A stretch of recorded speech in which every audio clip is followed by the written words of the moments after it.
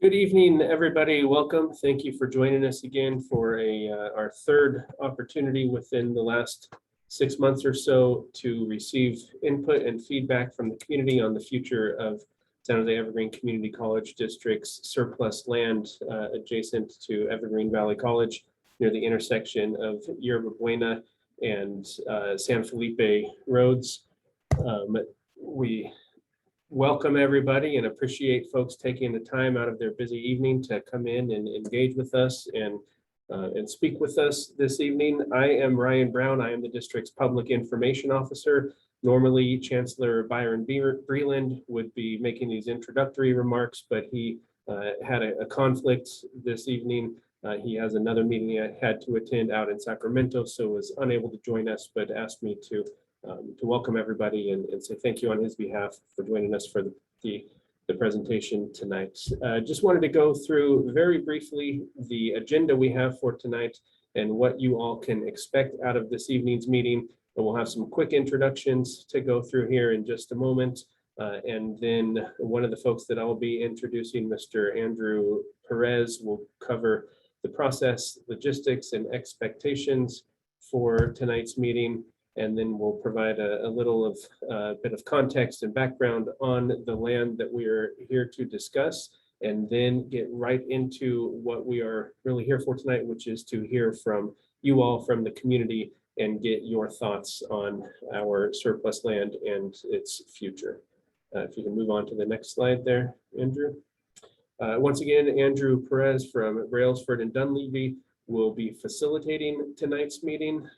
He has joined us last time in September when we held a similar meeting and has been able to view the recording from our spring meeting. So he is certainly up to speed on the project and has a lot of great information. We are also joined this evening by Dr. Tamil Gilkerson, president of Evergreen Valley College. I know that Vice Chancellor Jorge Escobar was going to try to join tonight. I don't see him in the room yet, but he was also actually on vacation this week, so he was going to try to take a little time out from his vacation and join us. Terrence DeGray, Associate Vice Chancellor with the district, joins us as well. Once again, I'm Ryan Brown. I also see that we have a couple of our Evergreen Valley College Vice Presidents in the room. Vice President Matthias Pouncil and Vice President Howard Willis. I'm sure I am missing a couple other individuals. And one of our trustees has joined us, SJECCD trustee Karen Martinez, also in the room tonight to listen to the feedback that we will be receiving from you all. One thing I did want to go over before I do hand it over to Andrew to facilitate the meeting is a quick summary of the feedback that we've received to date from the previous two meetings. As I mentioned previously, we did hold a similar meeting back in the spring in May, one in September. This is the third in a series of such meetings. And we've also had an online web form available for folks to submit their feedback in writing. During the May and September meetings, we had a total of more than 100 attendees. Not everyone who attended did provide input. Some were just there to listen, but more than 100 individual attendees for each of those past two meetings. And our online web form has collected more than 50 comments when I last looked at the results, which was just yesterday. So there could be a few more that came in today, but certainly more than 50 comments. So it's really good to see that much engagement from our community on the issue, and we're looking forward to even more engagement tonight. I did see also just now that another of our SJECCD trustees has joined, as our board president Maria Fuentes now in the room as well. A quick summary of the comments that we've received to date, the 50 comments in writing, as well as the verbal comments we've received during the previous two meetings. They really break down into four main buckets. One is folks indicating that they would like to see the land used to advance Evergreen Valley College's educational mission. The second, and these are in the order of most common, most frequently submitted comments to date, is folks who think that the district should be considering use of that land for affordable housing for students, employees, Some have also mentioned making housing available for other public servants, K-12 teachers, nurses, folks like that. And then we've received a number of comments indicating that they would like to see the land reserved and used for community amenities, parks, aquatic center came up, things of that nature. And then there have been a handful of comments that have come in indicating that that the land should be leased and developed with revenue generated from that ground lease to support student success and higher education access programs that the district has. A full detailed report of this is scheduled to go to the Board of Trustees during its regular meeting on November 9th. And once that is put on the agenda, if it is put on the agenda, it's tentative at this point as the agenda is determined by the board president. That will be made available to the public along with the board's agenda. So that's when you will be able to see once again the recordings of all the meetings, as well as a summary of the verbal comments that we've received and the full written comments that have been submitted to our online web form will be included in that report as well.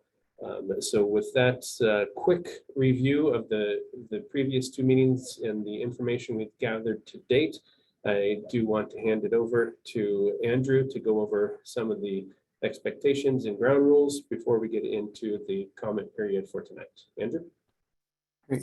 Thank you, Ryan. And good evening, everyone. As Ryan mentioned, my name is Andrew Perez. I'm a senior associate with Brailsford and Dunleavy.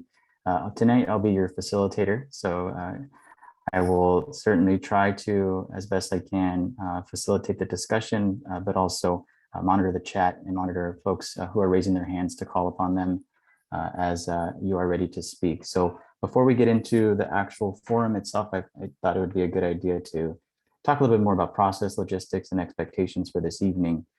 If you were here as part of the September forum or the previous one in the summer, this may seem rather familiar. We want to make sure we're intending to do a similar forum and a similar format so that it allows everyone the opportunity to speak and certainly give as much engagement as possible, and we can collect that information as we go. So as you see on your screen, the forum is really intended to facilitate your involvement in this planning process. We want to make sure we're being as transparent as possible and offering you the opportunity to listen to other folks talk about what they desire from within your community and what they feel is the right way to go forward with the 27 acres. But we also want to make sure we're engaging and rethinking about how we can use this land. So we want to make sure we're thinking creatively and we're thinking about innovative solutions for the future use of this land.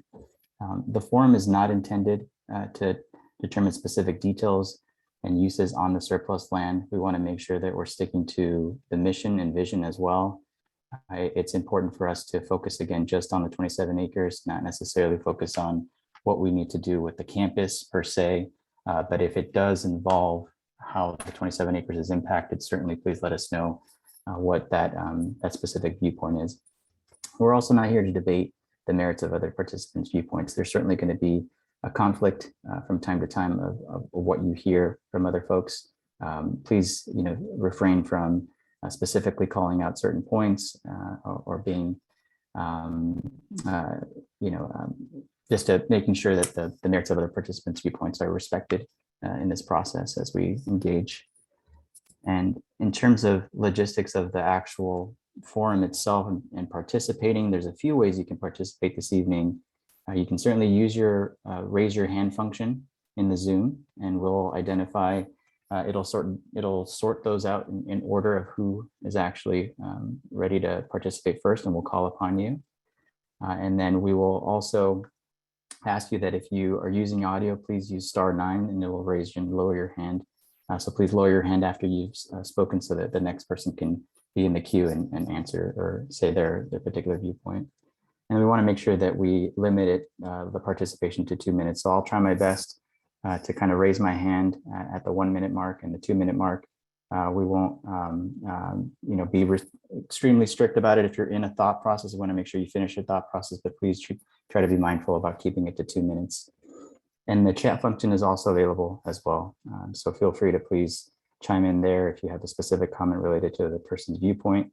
That would be great. If you want to also follow up, you can submit your contact information via the website address on the bottom on the slide or in the chat as well, and we'll provide you more information. I did want to mention too that this is not a Q&A session. So we'll try to limit this to strictly just your responses and your viewpoints.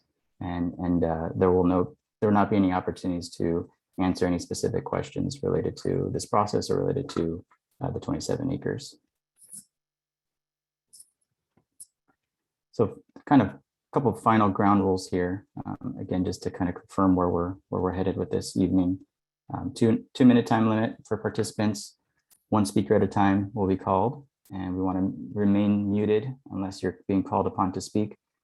Oftentimes you forget sometimes that you're muted, so please make sure that you unmute yourself before you begin to speak.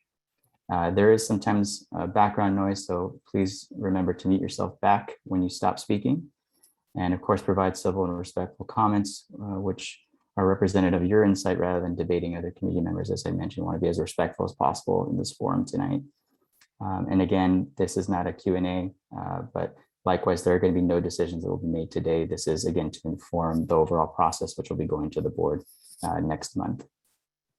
And I think, what's important for us, again, to kind of take a step back and think about creating drivers and visions and not predicting specific preferences or behaviors. So we want to make sure we're thinking creatively about the 27 acres and what Ryan mentioned in terms of the 4 buckets that we've heard. Certainly, if you want to specify additional details within those certain buckets, we'd be glad to hear more about your thoughts within those. If there are new themes, we'd certainly love to hear those as well. So please think creatively, think out of the box, and we'll certainly hear you and take as many notes as we can this evening. So with that, I will actually go ahead and close my screen, and then we will start.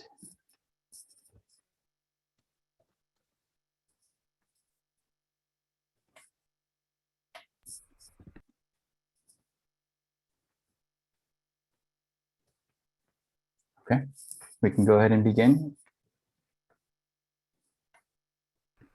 So Sandra has her hand raised, Andrew. Oh, I'm sorry, I'm not seeing it on my end. Okay, Sandra, please go ahead.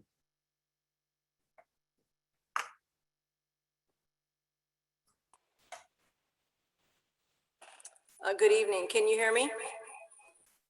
Yes. Okay. If you turn yours down. Every year, there are more than 10,000 students from our SJECCD district attending Foothill, De Anza, West Valley, and Mission College. Many of these students are doing so due to insufficient classroom programs provided at our own district. This is underserving our district students and our community. SJECCD needs to provide more classes and programs and seek a better equity in education. Even as EVC makes a concerted effort to reach out to East San Jose, our school is still vastly underdeveloped for the community it serves. The enrollment data I'm going to share with you was from the institutional research departments at the respective colleges. In the fall of 2019, 24.2% of Foothill De Anza students were from SJECCD, and they were the largest community college district population on that campus. In that same period, 35% of West Valley Mission students were from SJECCD. A plan and an implementation strategy should be in place to resolve this inequity before any commitment or use of the 27 acres occurs. Thank you. Thank you, Sandra.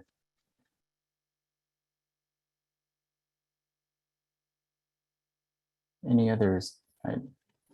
I'm not seeing any raised hands on my end, so okay, just making sure I'm not missing any. There we go, Sherry Gilmore. Hi, so unfortunately, I hadn't been able to make many of these meetings, but I have been trying to stay in touch with the situation. And my main complaint or concern is that the taxpayers of our community have, how many ever years ago, whether it be in the 60s or in the 90s, given, voted for bonds to give money to EBC to purchase this land.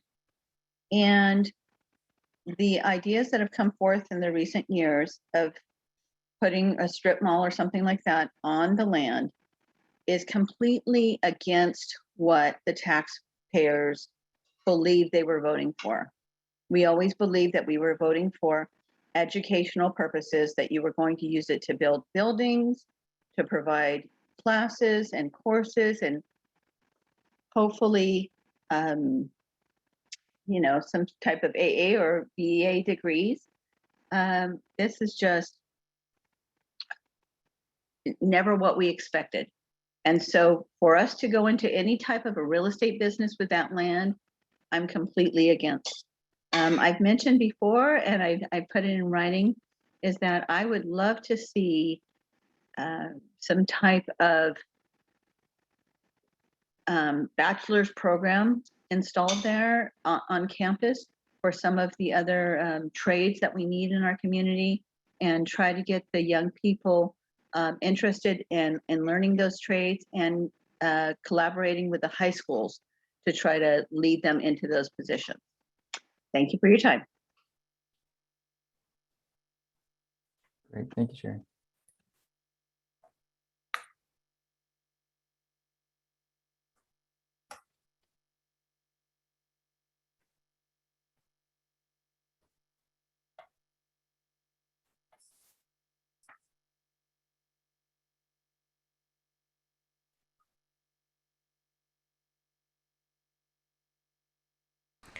So, Robert Rivert has his hand up. He's non-virtual hand. So, I'm ready to, am I ready to go? Yes, Okay. thank you, Robert. So, thank you for having the meeting. I might say I'm an employee at Evergreen Valley College, and I'm a neighbor. Just a couple of points.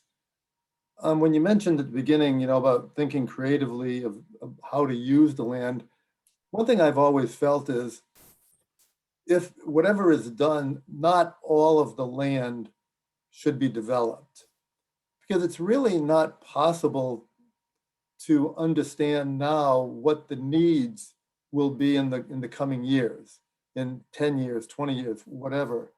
So as far as developing the 27 acres, I would say that should be taken off the table immediately.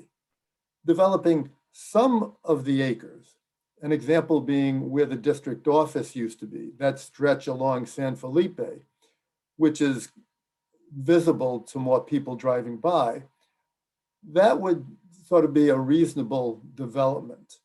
And then leaving the rest of the land, unless there was something educational related to the college, you know, whatever, increasing programs at the college where we need buildings and facilities for the college, that would be reasonable. But in no way should the 27 acres be developed completely. That would go against thinking creatively, in my opinion. My other point would be, as far as housing, at the last meeting I mentioned that I thought that that issue had been settled, where there was going to be no housing on the 27 acres. And the city council, I thought that had already been approved. Perhaps I'm wrong on that, but that's what I thought. And it was mentioned then that, well, it wasn't really going to be housing. It was going to perhaps be like student housing or different type. And I think when the community, I think, really expressed previously that there should be no housing on the 27 acres, they were really talking about there shouldn't be people living on the 27 acres. It doesn't matter if it's a house, a townhouse, an apartment building. I think it's been made clear in the past that the community feels there shouldn't be people living there. I called it housing at the previous meeting, of housing of any type. And the other thing with the housing is it's being proposed as student and staff housing. And I think the concern, and we're talking to people, is that would never play out. It may be the intention to have student and staff housing. I just don't see that population, even if there was housing there, gravitating to wanting to live there. So it would basically turn into just anybody is living there. It's not benefiting our students or our staff, in my opinion. But those are a couple of my comments, and I appreciate you holding the meeting. Thank you. Thank you, Robert. And we have Cheryl, I believe, was first to raise their hand. Or excuse me, Meryl. Thank you. Some of you may recognize me. I'm a former dean at Evergreen Valley College, and I still live in the community. And my only comment is regarding the amount of money that's going to be returned to Evergreen Valley College.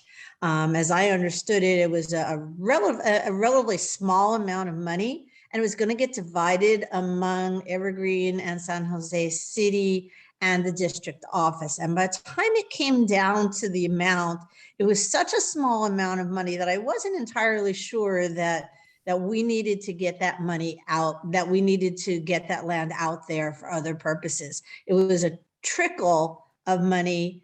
I don't know it would be enough to benefit anybody as long as it gets divided up among the three entities. And so for those of us who live in the community, I think we feel a little unsure that this is going to benefit us or the college as much as we'd like. So I would like to see that rethought to make sure that there's enough money. I mean, the money, it looked like a lot now, but we were looking at a 99-year contract of some sort. In 99 years, that would be, my spare change. And so I want to make sure that Evergreen and the entire district really benefits from whatever is done. Thank you. Okay, thank you, Meryl. And then Robert Reese. Thank you, Andrew. Can everyone hear me? Yes. I wanted to reiterate and emphasize the points that Sandra had made earlier in terms of the inequity of the number of students within the San Jose Evergreen Community College District that have to go to the adjacent community college districts. I think that there's something like 43 degree programs at Evergreen College. I think there's something like over 70 at De Anza. So in 2004, when the district considered the land to be surplus, there was not an analysis done to the extent to which the district was underserving residents or causing residents to go outside the district for their educational needs, not looking at the very limited number of courses and programs at Evergreen Valley College. And I think that as we proceed in the future and look at how this land is utilized, there needs to be a recognition of the lack of analysis on how the district underserves residents. It's not to say that the district isn't doing some wonderful programs. It's not to say that the graduation rates are just really great and the transfers. But what it's looking at is the sheer number of students that are served is lacking because of the limitations on classes and programs. One thing I wanted to say that's not directly related to this discussion is it was the district that told the San Jose City Council that the district would not be pursuing housing on the 27 acres. And that's important when a public agency makes a public comment to the city council when they're trying to obtain commercial zoning. The district said that they only wanted to do commercial zoning. On a different parallel track, you're talking about student housing, I believe it is, and interviewing and doing surveys at Evergreen and San Jose City College. That is really a great approach and a way to do it along with these meetings. So if there is going to be a discussion about housing involving these 27 acres, it needs to be an honest discussion, a transparent discussion where the district is forthright in terms of its intention and not saying one thing to the San Jose City Council that they would not be pursuing housing to get what they want at that time and then do something else later on. Thank you. Great, thank you. Thank you, Robert. The next person was Rob Moore. Yeah, thank you. I think that there's a lot of considerations here, and I appreciate the summary at the beginning of the meeting, talking about the different things we've heard from stakeholders. And I think one thing that I keep coming back to with this piece of land is that 27 acres is really big, right? And so there's a lot that we can do with it. And so I think there's opportunities for potentially all 4 of those missions being accomplished, or those desires being accomplished. I think there's an opportunity for a really good diverse mix of uses, and I think one of the things that could be really impactful is serving the students through affordable housing, through subsidized student housing. For many students, many students, housing is the biggest expense, and by providing subsidized housing they pay several $100s a month or whatever, you partner with a nonprofit, you would be able to have students attend the school that otherwise would not be attending the school, right? And I think that that's really impactful. And there's lots of models of this now, and there's a lot of schools that have been doing this around the country. There's some really cool examples in LA of building, tiny homes, or building emergency interim housing that serves just the student population there, and they pay $300 a month, $400 a month, and it allows students to attend classes that would otherwise not be able to. And I think that's really impactful. Thank you, Rob.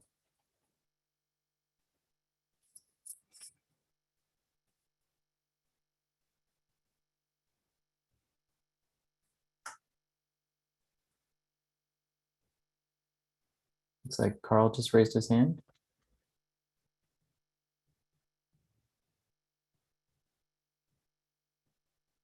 I think you're on mute, Carl.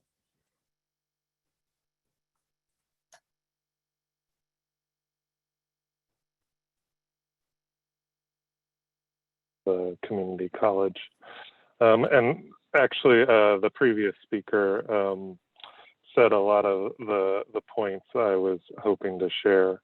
But I do have basically 2 major points. 27 acres is a fair amount of property, and it can accommodate, multiple different uses and goals. I also feel like affordable housing is something that's very important to our city and our community. And it would be great to incorporate it into this site. And as a neighborhood resident, I would be supportive of that. So, thank you. Great, thank you, Carl.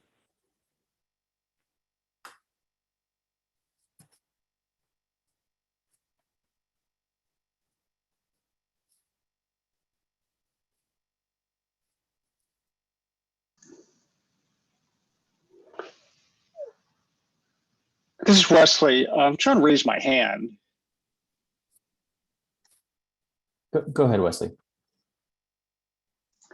All right, thank you for taking my call here. Yeah, I really appreciate you, the district, for spending time with the community on this. And as I mentioned, I've been involved with this since 2015, which actually predates the 2016 City Council decision. I also want to mention that I am a product of the community college system. I went to American River College, believe it or not, way back in the 80s in Sacramento. And I came from a single family home. I was with limited means. I had decent grades, but I just didn't have enough money to go to the UC or even any of the state universities. And believe it or not, I worked my way through college partially through working at McDonald's at, earning $3.35 an hour. So don't laugh about that. In any case, I did eventually moved on to UC Davis and became an engineer, and that's what I am doing today. What I want to bring up today is that there's this article that came across me from the LA Times in October 1st. It was written by Teresa Watanabe. And the title of it says, UC could add 20,000 seats for students by 2030 to meet the surging enrollment demand. And it goes on to say that there isn't enough capacity right now for students, California students, qualified students, to be able to go into the UCs, and up to 144,000 students may not be able to get into the UCs due to the lack of capacity And there are some UCs such as UC Berkeley, which simply does not have the physical ability to add on new seats. And this is a quote actually from UC Berkeley Chancellor Carol Christ, and this is what she says. She says, the Berkeley campus has been exploring unconventional ways to increase enrollment without more students to the physical campus. UC Berkeley Chancellor Carol Christ presented some of these plans to the regions, including satellite campus at Moffett Field owned by NASA that would focus on aerospace and science engineering. She said that satellite campuses were most effective if they offered specialized focus. And I really think that, we're in the heart of Silicon Valley. We're in the heart of, leading edge technologies, graphics, 5G networks, machine learning, automated cars, and so forth. There could be areas which, Evergreen Valley College could be one of these focused areas that could lead the technology and provide the foundation for students, to be able to get into these areas. And if we look at the east side, some of these people perhaps could be somewhat like me, of limited means, perhaps decent grades, but limited means. Evergreen Valley College could be that pathway into a four-year institution. In fact, it could be that four-year institution in and of itself.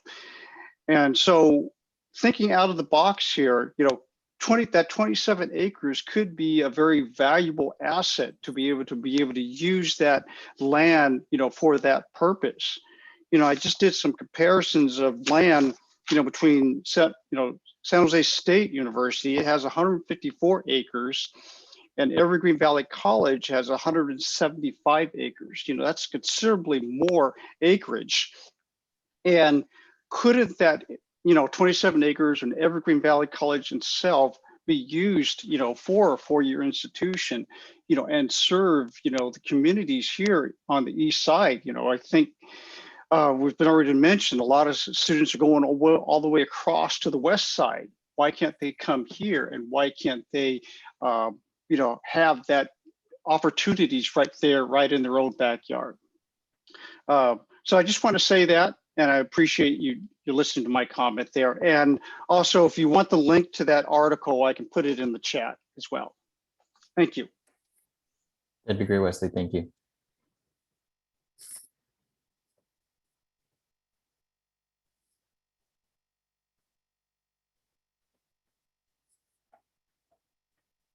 I see Rex just raised his hand. Thank you, Andrew. So first, I want to make it very clear that I think that the college is providing a very fine education to its current students. And what I'm holding here is a copy of our own district's 2021, what they call Fall Fast Facts. And it's available on the district's website. It shows the student enrollments for district by the city of residence. And when I take the numbers from San Jose and Milpitas, which are the primary cities in our district, what I'm seeing is that we have 13,603 students that reside in our district. And then the rest is 7.4 of our student population reside in other local cities and districts in our area. And the other 8% is listed as other. When I get the same data from fall of 2019 from the institutional research departments at Foothill, De Anza, and West Valley Mission District, I find that 7,492 from De Anza Foothill and 5,811 from West Valley Mission students reside in our district and are going to their schools. That's 13,303 students. And when I compare that to our numbers that are on the website today, that's 303 more students we serve that reside in our district, while the other colleges in the area have basically got 13,000 students. We've only got 303 more students than that. The point I'm trying to make is that this has been the case since 2015, where over 2,000 of our students who reside in our district are attending other community colleges in our area. And that these 10,000 plus students are basically ghosts in our own district's 2015, 2016 educational facility master plans. And to the district, it appears that these students' needs just don't exist. These needs were ignored in 2016 when the district petitioned the city to change the land use designation of these 27 acres. And I think the district needs to include these students they are treating like ghosts and update their educational and master facility plans. And the district needs to reassess, which at this point is decades old decision to declare these 27 acres as surplus land. The district is an educational institution with a clear mission to educate all of its students, and that is the best use for these 27 acres. Great, thank you, Rex.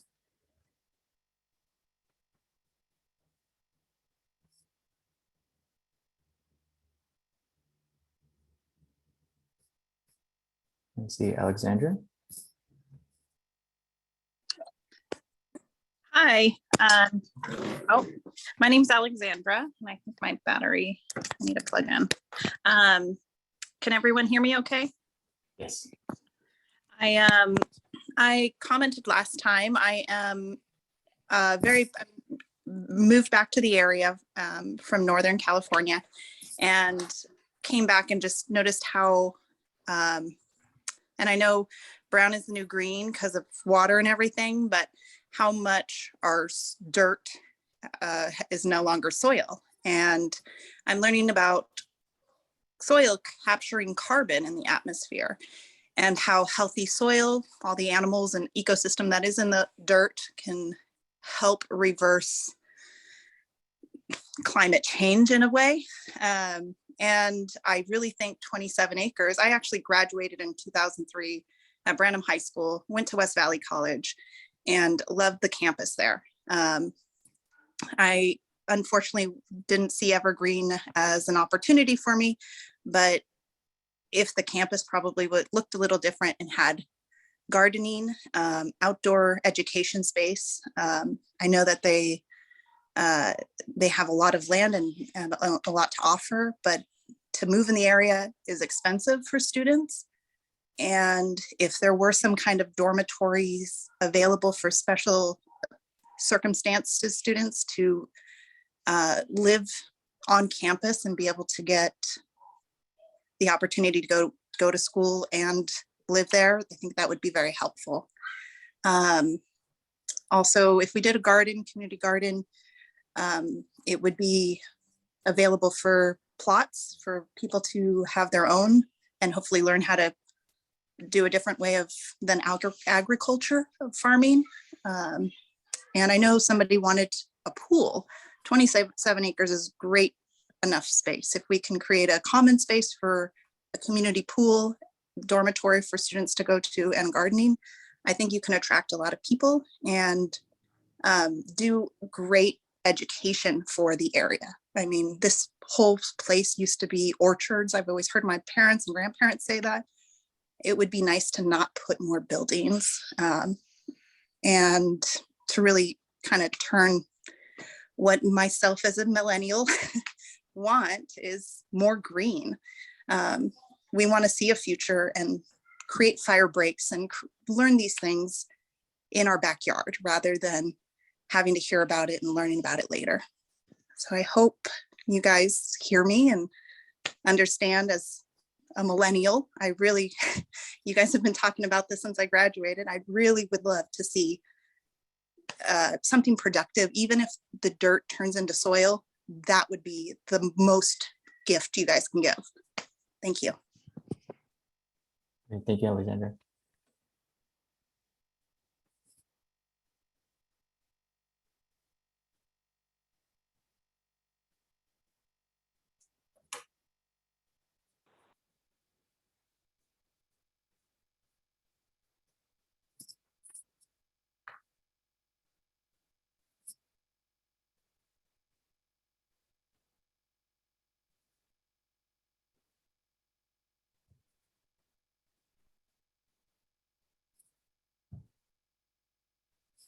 And I see Alexandra's hand up again. Did you want to say something? I had a question. Do you guys have any idea of what will be allowed in this 27 acres?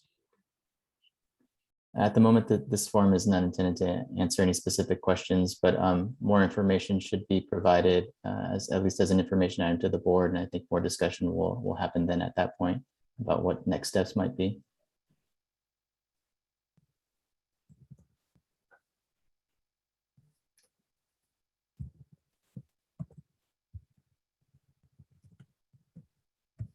Any others? Hi, David. Yes, go ahead. Hi, my name is Dave Zenker. I was actually a member of the Evergreen East Hills Visioning Project back in 2006. So I've been involved in this issue for a long time, just now getting rid of the nightmares that that many of us experienced back in those days of dealing with this issue when we were talking about supermarkets. But thank goodness that's not on the table anymore. I have not recently been engaged, so I mostly because of work and family, but I'm ashamed that I'm not better caught up. But what I'm not finding, I guess, is maybe a single place to find information. I appreciate having the forum here, but I don't see like a site either at the city or at the college where there's proposals or designs. And so is that available? I appreciate the web chat site, but is there everything that I'm seeing on the web or on the internet is old, really old. And so is there something that has new proposals or? I can jump in on that one, Andrew. Yeah, thank you for the question. There is no current proposal for the land, no development proposal. So there's not going to be information, on the city planning department's website where you find information on other such projects. We are currently working to build out a landing page on the district's website that will have this information. And that will be done at the same time that it goes to our board of trustees during their November meeting, where we will consolidate all the feedback we've received over the last, 3 meetings, the written feedback, and just have one website with all that information and resources, as well as some of the historical information and background and maps and those sorts of things. Okay, so the purpose of the community engagement right now is really just to get an overall temperature from the community about the use of the land and. Precisely. No, yes. Yes? Yes. That's okay. All right, I appreciate that. Thank you very much. Thank you, David. Maria Fuentes. Thank you. I just want to comment. I'm Maria Fuentes, and I'm one of the trustees of the San Jose Evergreen Community College District and the current president. And I just want to explain that right now, at this time, I can honestly say that both the district and the board does not have any specific plan or idea for this 27 acres. I mean, there isn't like, we're thinking of a plan or anything specific, and we really are trying to hear as much as possible from our community and, talk about what the real need is and make some really good plans. And so all of us together, meaning all of you and us, are in a good position to really think about these 27 acres and come up with a good plan. But again, we're looking forward to getting the report in November, and I'm sure all of us are looking forward to that. And then we'll go from there. We're going to be having a lot of discussion, and clearly, we're listening and hearing the major themes from our community, and that's really important. So, thank you. Thank you.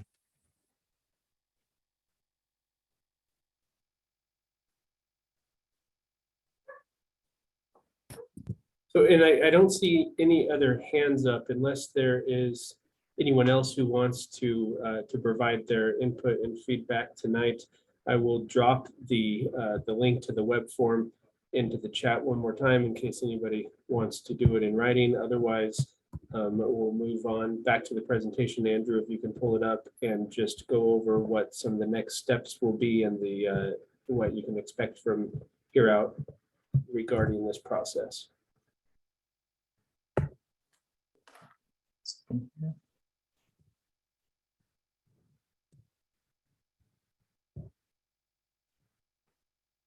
Well, this is Wesley. I just had one last comment. Can I just make, it's just real short? Yeah, absolutely. Okay, just kind of a pet peeve for me is that it's been called surplus land since forever. And can we use a different term for this? Because I don't really think that this land is surplus, like it's not really needed. You know, it is valuable land. Call it a different name like reserve land or something like that, so that, you know, it is something that's going to be reserved for something, but don't call it surplus. That indicates that it's something that's not needed. Thank you. Thank you.